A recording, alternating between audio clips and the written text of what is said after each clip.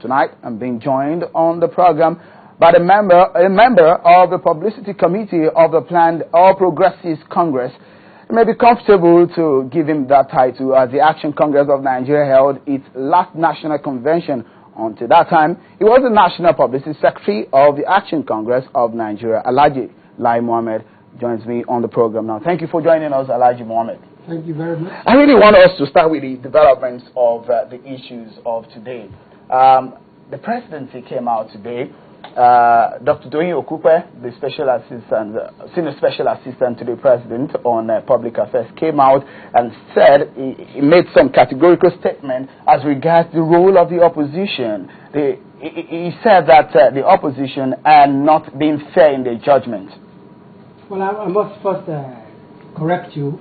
I am still the National Public Secretary of the Action Congress of Nigeria. The ACN still remains a political party, and it only ceased to be a political party only after the merger has been approved. Don't forget that both the CPC and the NPP are yet to do their own convention. So I'm here talking as the National Public Secretary of the Action Congress of Nigeria. I remember Asiwaju Bola Ahmed Tinubu saying that that seems to be the last national convention. One would think that ACN is no more. No, we are very much alive. Yes. Okay. Now, yes, I have read the press release attributed to Dr. Doyin Okupe, and I see it as the cry, the cry of despair of a very terrified thinking political party, that's the PDP. I think they are mortal fear of this merger, and they are quite afraid that the merger being reality, their days are numbered. But unfortunately, I think I'm only worried about the personal attack on individuals in that press conference. Dr. Doyin Okupe made personal attacks on General Muhammadu Buhari, on Chief Bisi Akande, and Asiwaju Bola Ahmed Tinubu, which I think completely uncalled for. Now, but we'll take him on each of these issues.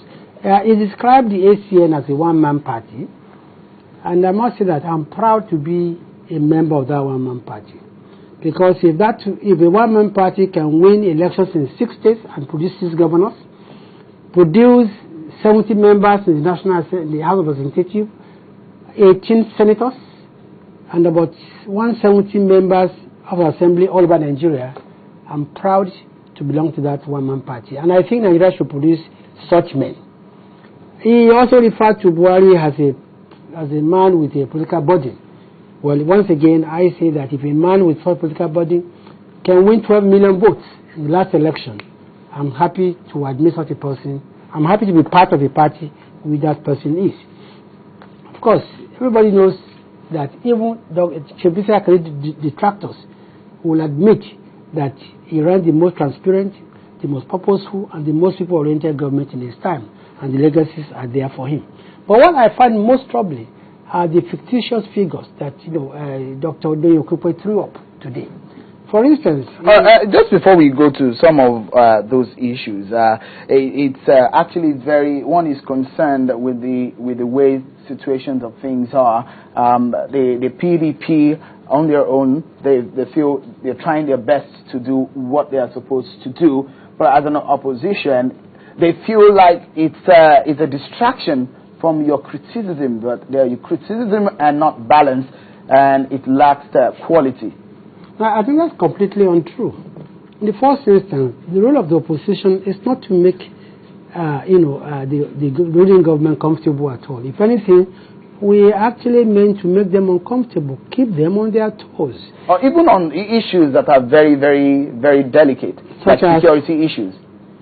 I think if any political party in Nigeria today has given useful tips to this government on security, is ACN. More than 18 months ago, we advised the federal government to engage the Boko Haram dissidents. We're not even talking about amnesty, we're talking about engagement, we're talking about dialogue. It took them 18 months to even start thinking about amnesty. Now, we must understand and principle that we're in a democracy, and that in a democracy, no government can really be secure without a very vibrant and robust, opposition.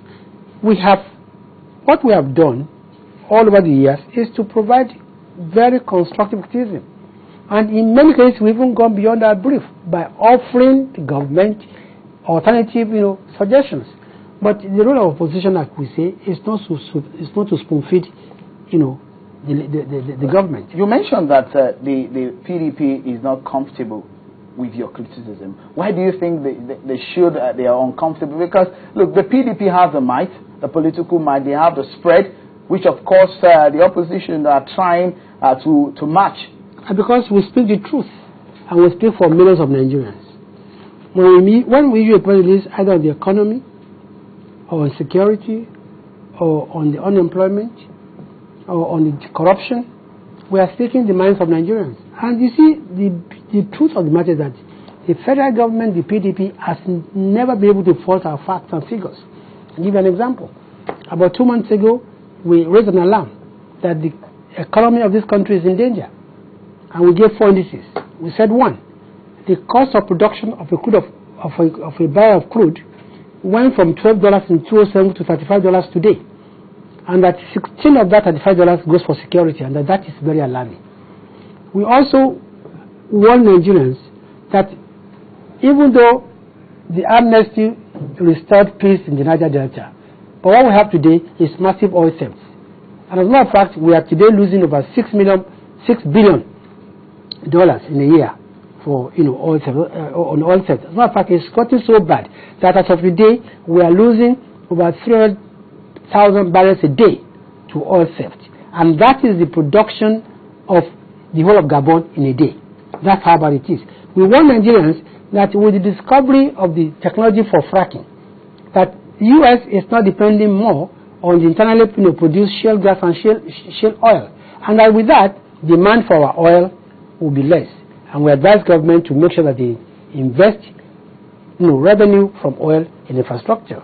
Finally, we warn the government that they are not paying attention to exploration. And that's why Brazil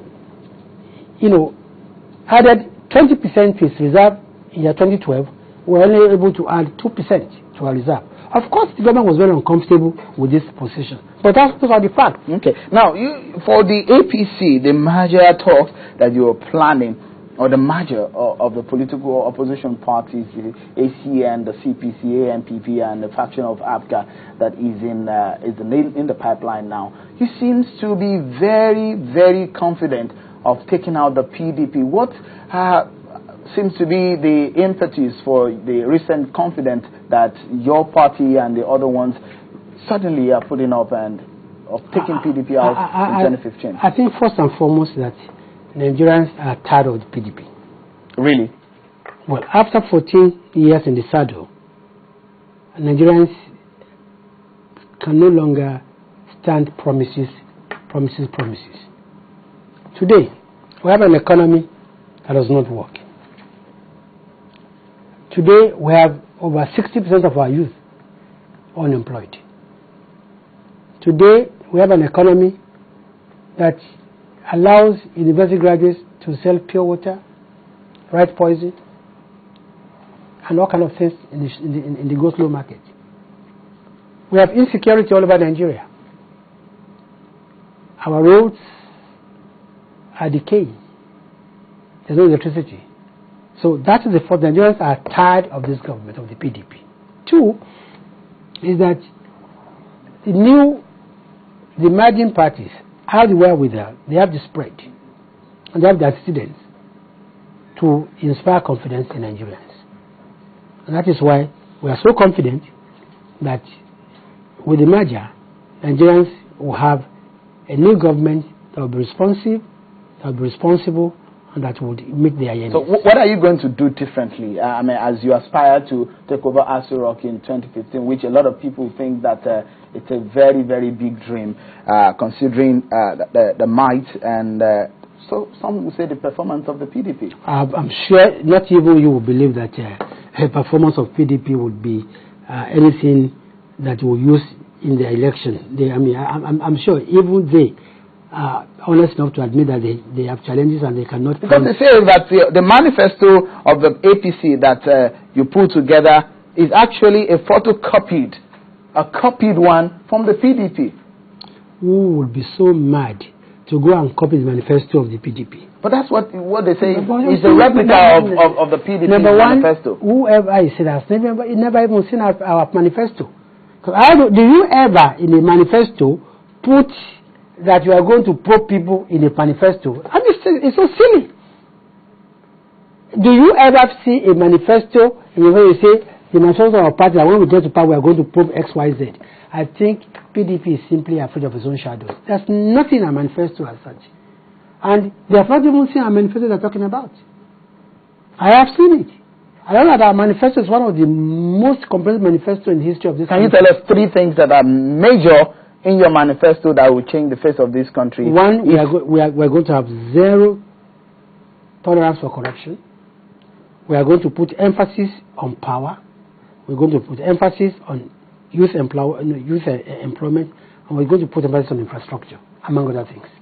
Now, you see, during our manifesto, we invited, women group, we invited youth, we invited, the union, and we tried to ask them, what exactly is wrong with Nigeria? What are we not doing well?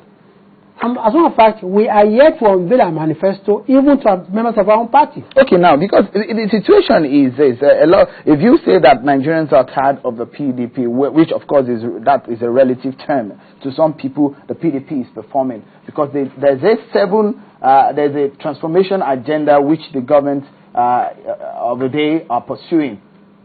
Or you don't believe in that transformation agenda? Look, why don't they face 1 or 2? 7 is too much for them. That's why they've gone nowhere. Look, where is the agenda? Is it water? Is it electricity? Is it roads? Is it employment? Now, let them tell me what are they transforming? But the airports are looking better now.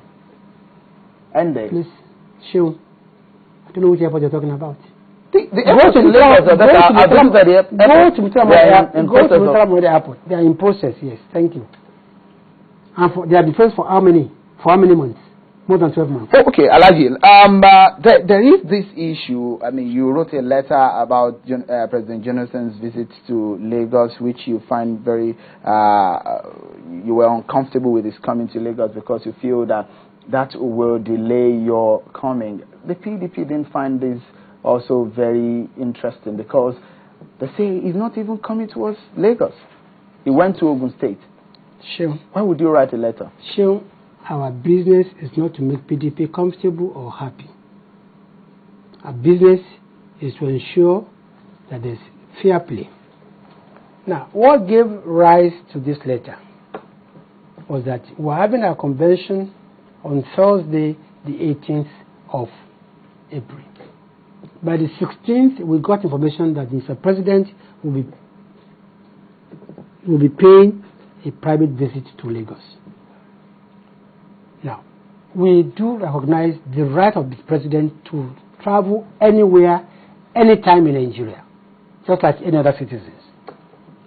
But we also know that any time the president is in Nigeria, is in Lagos, or his wife is in Lagos, all the roads are blocked. Traffic chaos is at its height. And we felt that with over 10,000 people coming to Lagos that day for a convention, any traffic chaos will lead to provocation, could lead to breakdown of law and order. So we wrote the governor to advise Mr. President that if he must come to Lagos, he should please advise him to use a helicopter from the airport to the venue of his meeting so that traffic will not be affected.